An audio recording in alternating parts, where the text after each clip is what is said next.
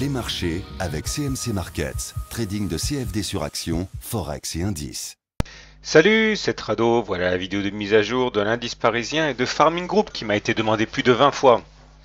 Alors tout d'abord, je réponds en vitesse à une question qui m'a été posée parce que ça fait un moment que je ne l'ai pas précisé. Mais oui, je fais des vidéos d'analyse technique une fois qu'elles me sont demandées une 20 fois parce que ça correspond donc à une grosse demande. C'est un peu débile, mais j'ai rien trouvé de moins arbitraire pour faire le choix parmi les nombreuses vidéos qui me sont demandées. Donc n'hésitez pas à rameuter vos copains, vos copines si vous voulez une vidéo, hein. Il faut que j'ai 20 demandes sur mon adresse mail pour le faire. Revenons à notre CAC et pour remarquer surtout que nous sommes confrontés à une difficulté passagère là, puisque bon, pas grand chose de neuf, hein. On avait déjà signalé cette zone de résistance depuis pas mal de temps. Et une fois qu'on a eu rallié le premier objectif, hein, je vous rappelle, on avait fait un biseau orange ici, hein, j'avais dit que l'objectif théorique était d'aller chercher le point le plus haut du biseau. Bon, ça y est, c'est fait, on y est là maintenant.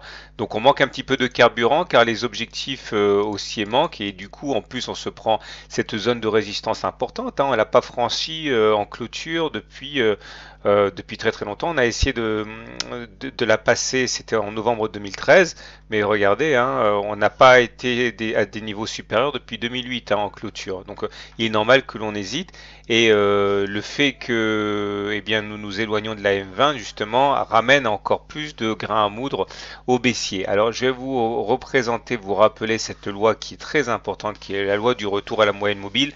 On en a déjà parlé, nous a déjà beaucoup servi.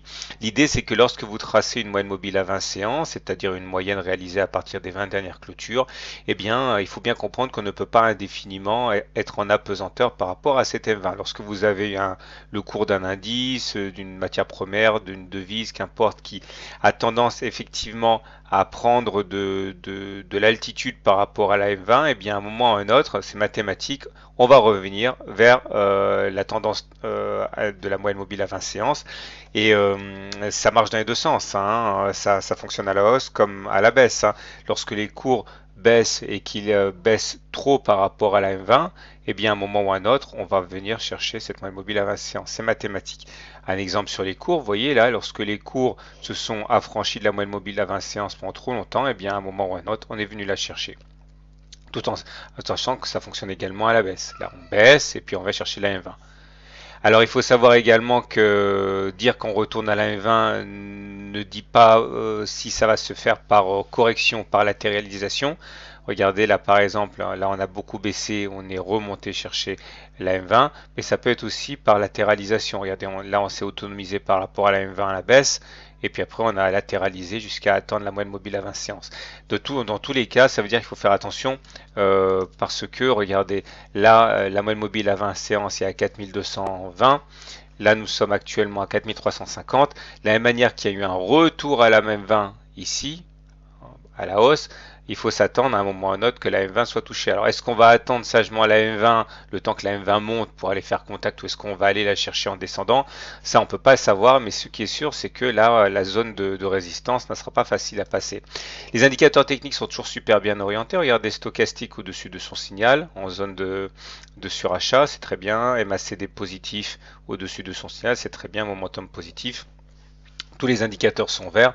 Remarquez quand même, hein, que nous sommes toujours au-dessus de la médiane de la fourchette d'Andrews noir, ce qui théoriquement nous dit deux choses. Un, que la médiane va jouer un rôle de support le cas échéant, aidé en cela peut-être par un moyenne mobile à 7 séances, et que théoriquement, tant qu'on ne clôture pas en dessous de la médiane, on n'a aucune raison de ne pas viser la partie haute de la fourchette, à savoir les 4480. Donc faites attention, la bougie du jour est une bougie d'hésitation.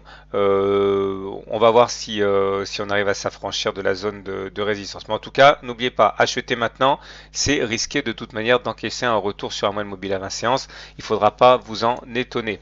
Maintenant, j'aimerais vous parler de Farming Group, qui m'a été, comme je l'ai dit, demandé de très nombreuses fois. Alors tout simplement parce qu'il y a beaucoup de neuf, enfin du neuf non, en ce sens que c'était ce que l'analyse technique décrivait comme un scénario probable, hein. Regardez ça, je ressors mon vieux graphe, hein, qui est là, qui est actif depuis plusieurs semaines. On était dans un biseau d'élargissement angle droit, c'est-à-dire un côté droit et une oblique qui descend.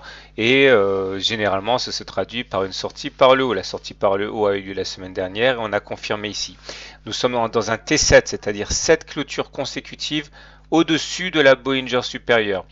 Donc ça fait 1, 2, 3, 4, 5, 6, 7 clôtures au-dessus de la Bollinger supérieure. Et comme la Bollinger supérieure et la Bollinger inférieure divergent, statistiquement, on a plus d'une chance sur deux d'avoir une nouvelle clôture au-dessus de la Bollinger supérieure si on clôture de cette manière.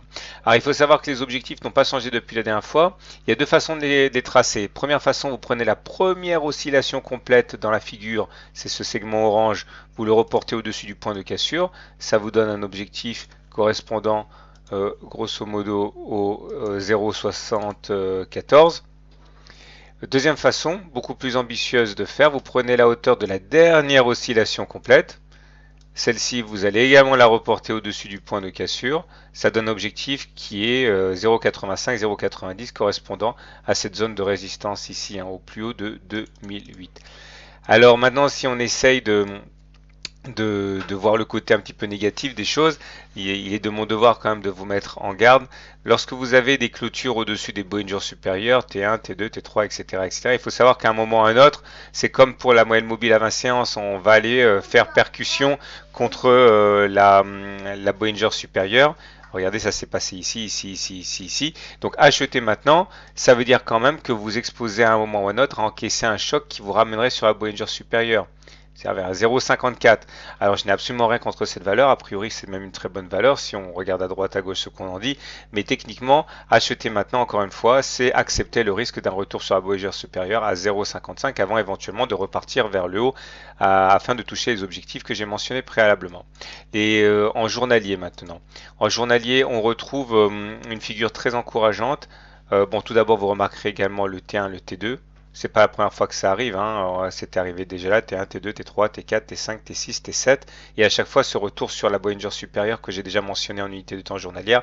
Là, ça veut dire que si vous achetez maintenant, vous vous exposez à retourner sur la Bollinger supérieure journalière vers 0,56 sans dramatiser.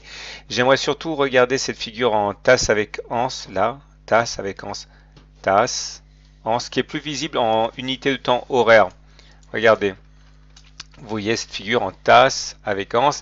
Et là, l'objectif, c'est de prendre la hauteur de la tasse que vous allez reporter au-dessus du point de cassure. Et là, vous voyez, miracle des miracles.